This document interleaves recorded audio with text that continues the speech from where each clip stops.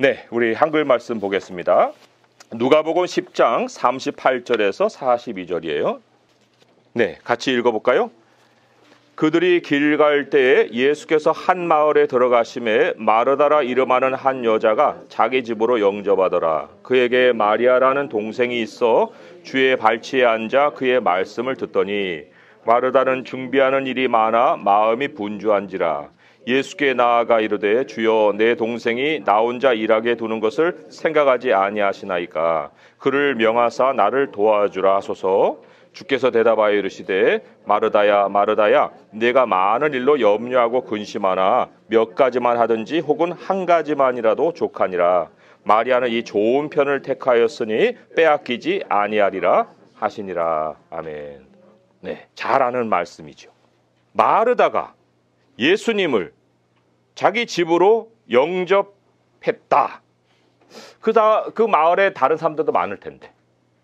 그리고 그 당시에는 남자를 집으로 초청하는 것은 남자의 일이에요. 그리고 예수님은 예수님 혼자 계신 게 아니잖아요. 여러 제자들이 함께 있잖아요. 그러면 한 무리의 남자들이 있는데, 아니 마르다가 이 한 무리의 남자를 자기가 그 마을에서 뭐 대표도 아닌데 초청을 했다? 자기 집으로 들여왔다? 그리고 대접을 한다? 이게 어떤 계기가 없으면 쉽게 할 수 있는 일이 아니에요. 그런데 지금 했단 말이죠. 그 이유가 뭘까요? 우리가 좀 그 이유를 따지게 보면은 예수님이 오늘 마리아에게 한 말씀, 또 마르다에게 한 말씀이 이해가 됩니다.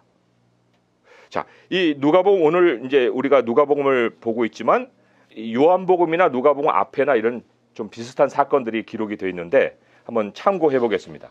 요한복음 12장 1절에서 3절.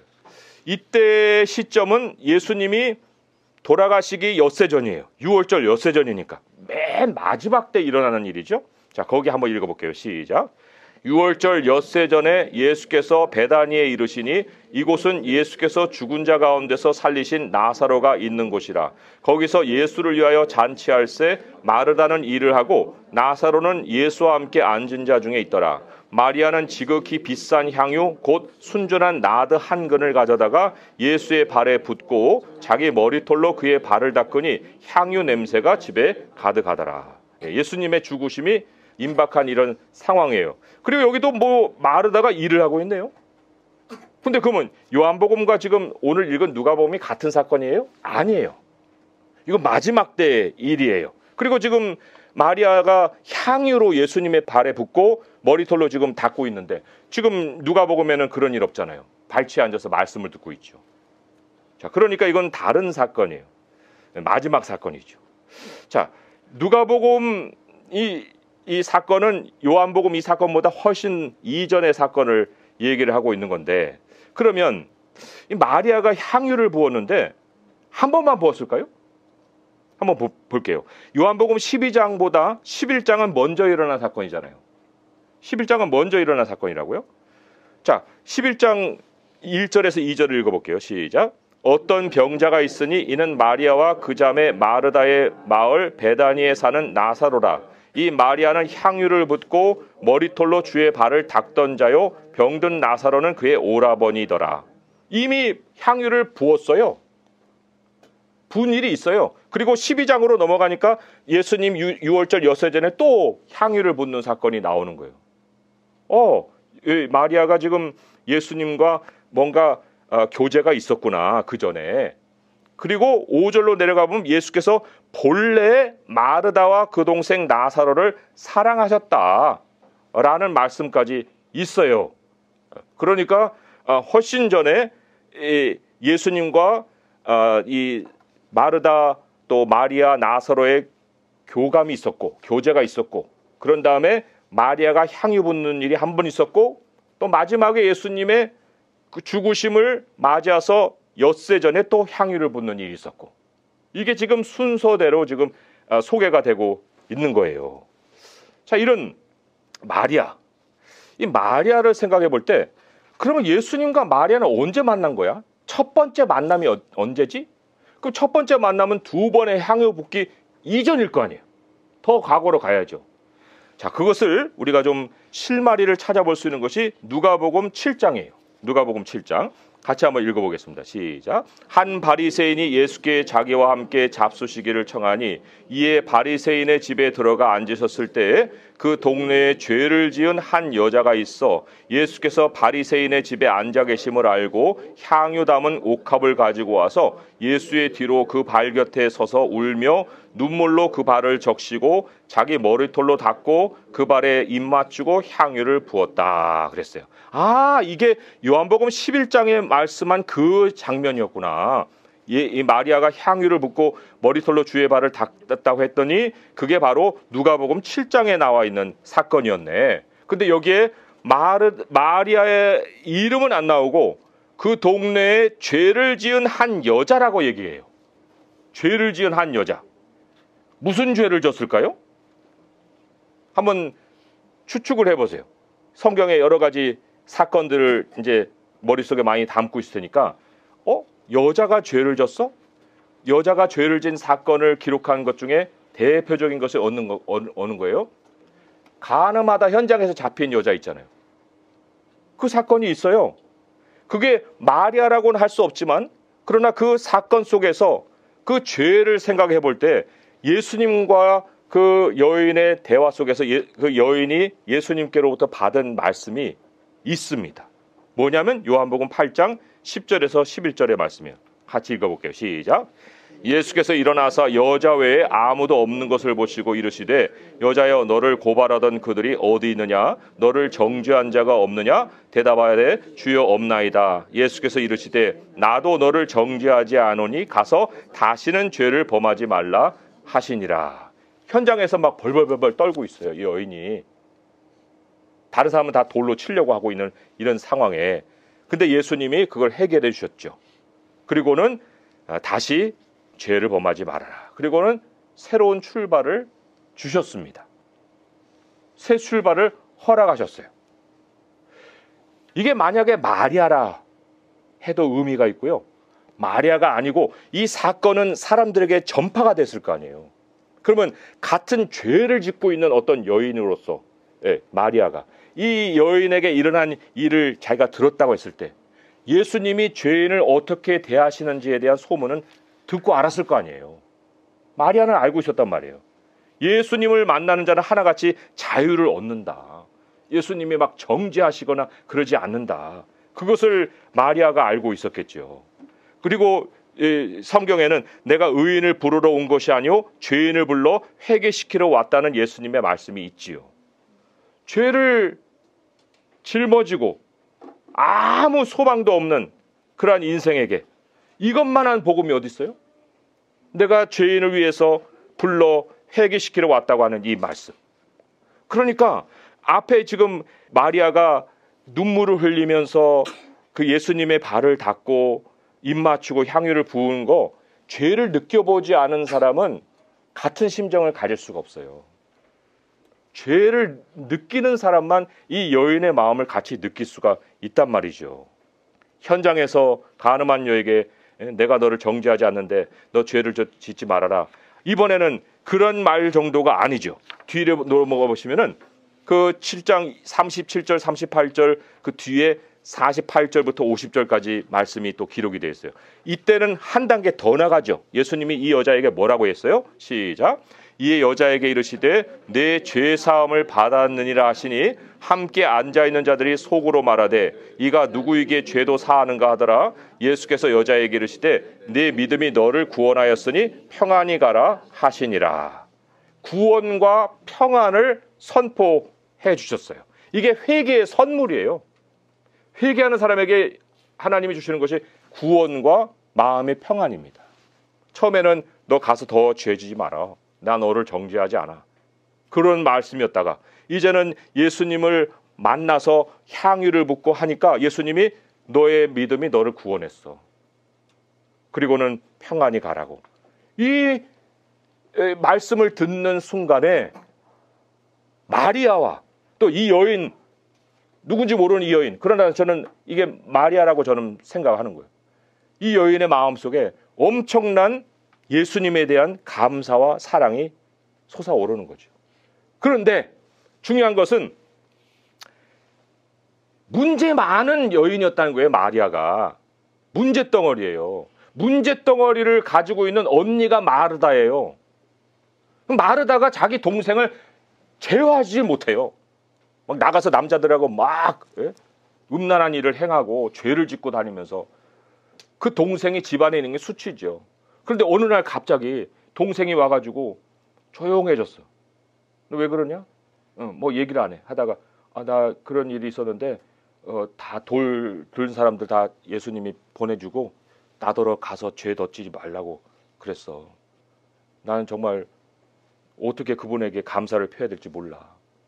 그런 일이 있었어? 그런 다음에 좀 있다 보니까 마리아가 또 갔다 왔네. 향유를 내가 예수님 발에 부었는데 예수님이 나더러 구원받았다고 그러고 그리고 나더러 평안하라고 하셨어. 이 동생의 변화를 마르다가 보는 거 아니에요. 그러니까 이제 마르다는 자기가 통제할 수 없고 문제 해결할 수 없었던 자기 동생이 돌아온 것 때문에 예수님 지나가신다 할 때 발벗고 뛰쳐나간 거예요. 내 동생을 변화시킨 분을 내가 대접을 해야지. 아니 그 귀인을 그 은인을 내가 어떻게 그냥 지나쳐 보내요. 그러니까 뭐 남자들이 가갖고 예수님 저하고 좀 밥 좀 먹읍시다 할 때 다 제껴버리고 뭐야 안 돼. 내가 대접해야 돼. 내가. 그래서 그 이례적인 일을 한 거예요. 나가서 마르다가 예수님을 데리고 왔단 말이죠. 동생을 지켜주고 보호해주고 또 구원해주고 평안을 준 걸 너무너무 고마워서 뛰쳐나가서 이제 예수님을 대접을 했는데 그런데 지금 그 대접하는 장소에서 문제가 생기죠. 어떤 문제가 생겨요? 마리아가 자기도 그 고마움을 하면 자기를 좀 도와가지고 그 음식을 같이 만들어야 되는데 자기는 막 분주하게 일을 하고 있는데 마리아는 예수님 발 앞에서 말씀만 듣고 있는 거예요. 마리아가 왜 말씀을 들으려고 했을까요? 지금 단계적으로 예수님이 마리아에게 한 말씀을 우리가 순서껏 한번 정리해 본다고 할 때 너 가서 더 이상 죄짓지 마라. 나 너 정죄하지 않아. 그랬다가 그 다음에는 너의 믿음이 너를 구원했다. 평안히 가라. 그럼 그 다음은 뭘까? 그 다음이 궁금할 거 아니에요. 그 다음을 듣고 싶은 거예요. 밥 먹는 게 지금 문제가 아니에요. 밥은 그냥 간단한 식사로 끝날 수도 있는 거예요. 그러나 예수님의 말씀은 지금 이때 못 들으면 못 듣는 거예요. 그래서 지금 그 말씀이 매우 배고픈 마리아는 예수님 발 앞에서 지금 말씀 듣고 싶어하는 이런 상황인데 지금 마르다는 예수님과의 인격적인 관계는 없어요. 단지 고마운 거예요. 자기 동생을 고쳐줬기 때문에. 그래서 음식을 대접하고 싶은 거죠.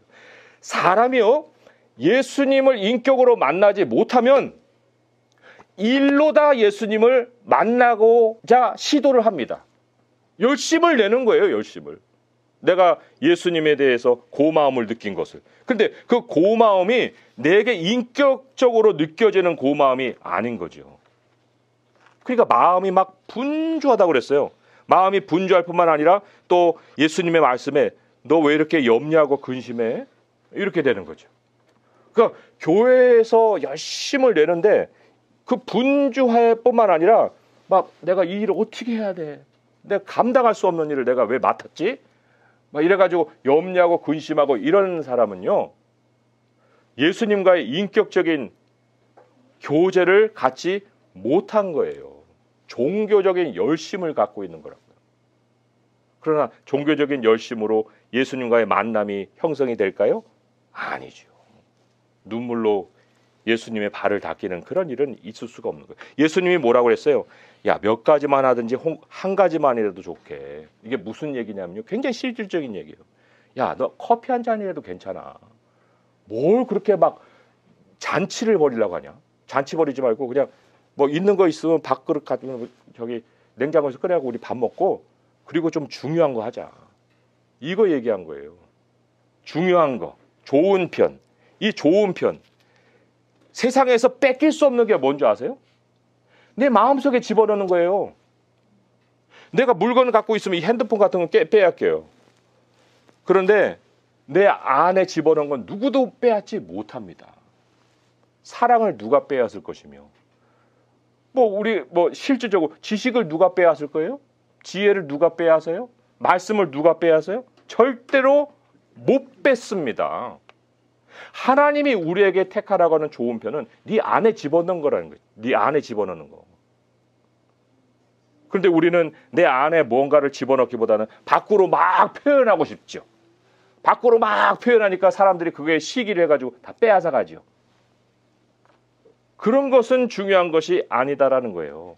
결실로 이어지는 것이 있는데, 누가복음 8장 15절의 말씀 같이 읽어볼게요. 시작. 좋은 땅에 있다는 것은 착하고 좋은 마음으로 말씀을 듣고 지키어 인내로 결실하는 자니라. 여기 핵심이 뭐냐면 지키어예요. 지키어.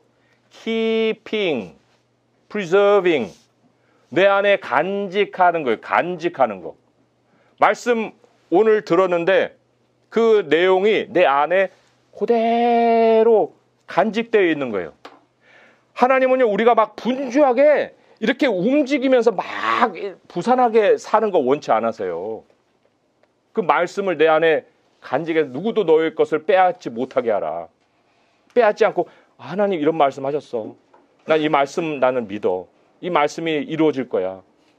계속 그 말씀을 붙들고 있으면 세월에 따라서 하나님이 그 말씀을 결실하게 해주신다는 거예요. 안 뺏기니까. 하나님이 내게 주신 복은 절대로 빼앗길 수 없는 것이기 때문에. 우리가 그래서 어떤 일에 대한 성취를 맛보고 싶다. 그럴 때는 일에 대한 많은 계획부터 할 것이 아니고, 내가 과연 그 일에 대한 어떤 약속을 마음에 받았는가. 그것부터 확인해야 돼요. 아무것도 확인이 안 되는 약속의 말씀인데 일만 벌리면 그게 될까요? 안 됩니다. 하나님은 반드시 어떤 일을 행하실 때 그 사람에게 사인으로, 꿈으로, 사람들의 어떤 확인으로 다 그것을 내가 그걸 너에게 주었어 라고 확인시키십니다.